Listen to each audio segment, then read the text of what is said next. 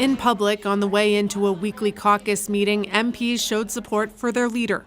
Of course I support our leader, and he's going to be an incredible Prime Minister. I think what we are going to hear from Pierre Poilievre is what he's been telling all Canadians, which is that he's ready to lead, that Canada desperately needs a change from the Liberals. But behind the scenes, sources tell Radio-Canada some members of caucus are frustrated after Pierre Poilievre told a podcast the RCMP covered up Trudeau-era scandals. The leadership of the RCMP is frankly just despicable when it comes to enforcing laws against the Liberal government. 5 caucus sources told Radio-Canada Poilievre must change his tone, with some saying this kind of talk doesn't look prime ministerial. One of those caucus members says Poilievre is still obsessed with Justin Trudeau.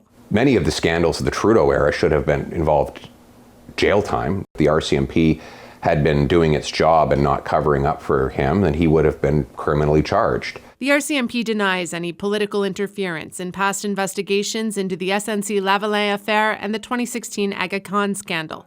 At the Wednesday caucus meeting, sources say Poilievre tried to explain his comments to MPs, later telling journalists he didn't say Trudeau should be in jail. That's what I said. heard. What did you say then? I was asked about the scandals of the last 10 years of the Liberal government. And what would I do if such scandals and corruption were to happen when I become Prime Minister? And I said I would have zero tolerance for corruption. He wouldn't concede some members of his own team are upset.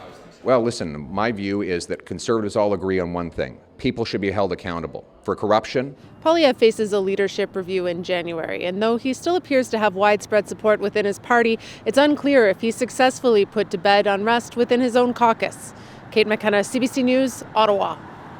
Okay, back again with Chief Political Correspondent Rosemary Barton. So how difficult is this for the Conservative leader right now, Rosie? Pierre Poilievre still has broad support, so I do think it's important to not overstate the threat level for him here. But these comments came out almost a week ago, and here we are still talking about them. The leader just doesn't seem to be able to contain this conversation, and the frustrations from a number of people in caucus are real. The challenge for Mr. Poilievre is that questions of leadership can pick up momentum if you can't get a handle on them pretty quickly.